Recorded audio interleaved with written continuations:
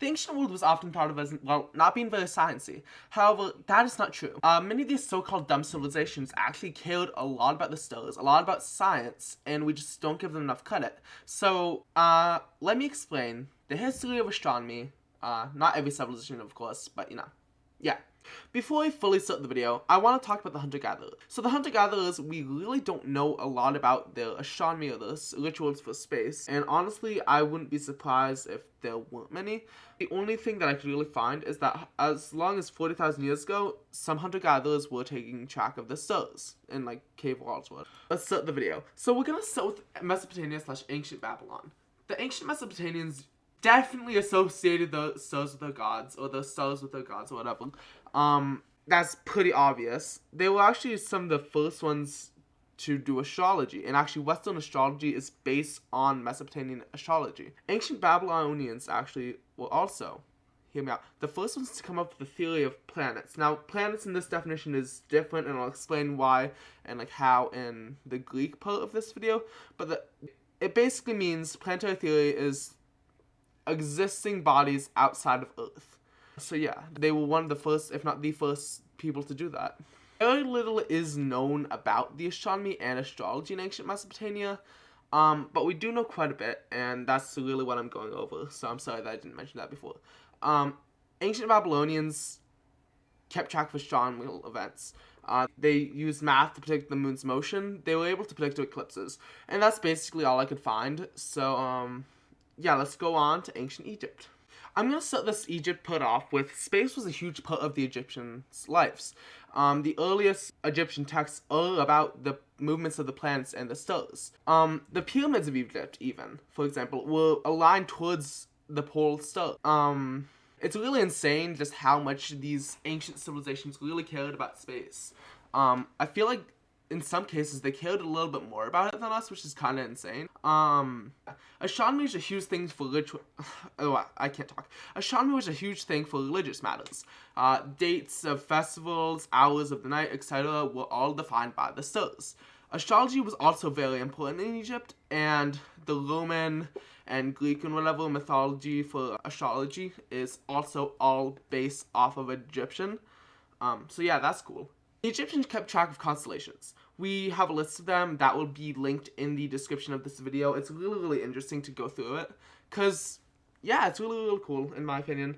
And finally, Egyptians knew the length of the year, down to the day.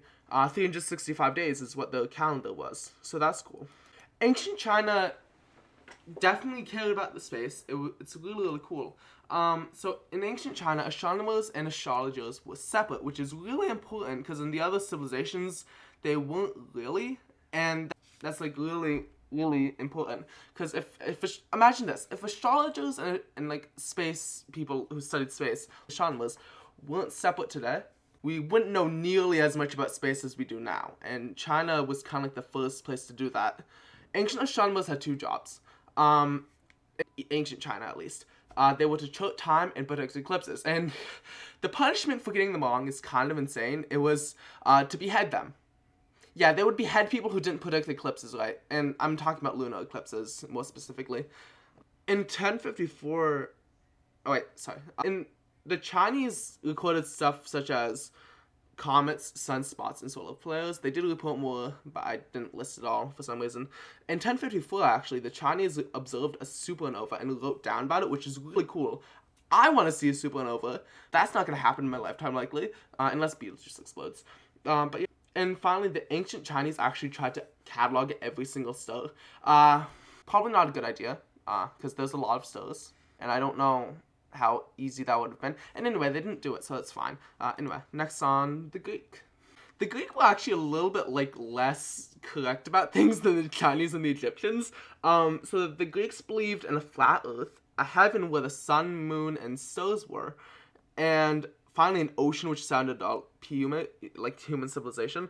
So yeah, they were completely incorrect with that, and I find that really funny. So, yeah, they believed in a flat earth, obviously not correct.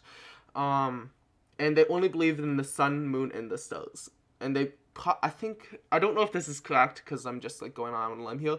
I think that, they believed that Mars and whatever were just stars. Also, the Greek term planet doesn't mean the same thing as today. I was talking about this in another one of these.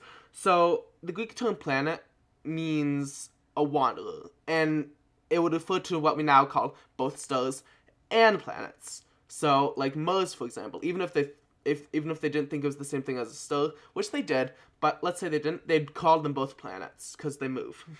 So yeah, the Greeks kept track of constellations. Most of these civilizations did that, and honestly, it's really cool. Honestly, I feel like every civilization has pretty much kept track of constellations. I don't know if that's correct because I only studied like 4 for this video. But yeah, it's cool. A dominant idea in Greek culture was geocentrism, and geocentrism is the belief that the Earth is the center of the universe. This is not correct. If you believe this is correct, I would do some research. But it's not true. The Earth is not the center of the universe. It's not even the center of our solar system. So, yeah. Also, finally, the Greek turned astronomy from a observational to a mathematical and a prediction science, which is really important for modern science, because if it stayed a observational science only, we wouldn't have basically physics at all. We would not have physics. And I think that's really, really cool. So, yeah. Let's finally talk about ancient Rome. The ancient Romans believed in much of what the Greeks and Egyptians believed. The Romans had 7 planets. Once again, a planet had a different meaning. These planets were Mars, Venus, Jupiter, Mercury, Saturn, the Sun, and the Moon. So, yeah. The Roman calendar was based on the moon, and just like the Chinese, but the Roman calendar actually only had 10 months, and I don't know if I'm understanding this correct, which is why I didn't put it in my notes, but I do want to talk about this. So apparently, the Romans just had like 2 months where they didn't take notes of the day. It was like, I think it was January and February, from what I understood. So they just, they went from March to December. January and February existed. They just didn't care. And then they just started counting again in March, which is kind of funny. And then finally, this goes with the Romans believing in much of what the Greeks and Egyptians believed. The Romans believed in Egyptian astrology. There's not as much about Rome, just because they believed pretty much everything that the Greeks and Egyptians believed, once again, because Greek and Egypt were part of Rome at that point. So, yeah. Thank you guys for watching.